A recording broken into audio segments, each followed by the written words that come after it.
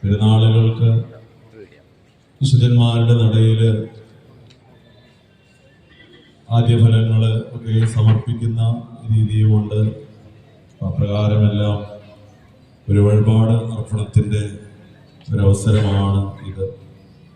ഇതിലേക്കായിട്ട് വന്നിരിക്കുന്നതായ എല്ലാവരെയും പള്ളിക്ക് വേണ്ടി സ്വാഗതം ചെയ്യുന്നു. തിരുവന്യ തിരുവേലി ഇതിൻ്റെ ഉദ്ഘാടനത്തിന് വേണ്ടി നേരത്തെ തന്നെ എഴുന്നള്ളി വന്നു. തിരുവന്യ തിരുവേലി പള്ളിക്ക് വേണ്ടി ഇദ്ദേഹത്തോടെ അതിൻ്റെ സ്വാഗതം അർപ്പിക്കുന്നു.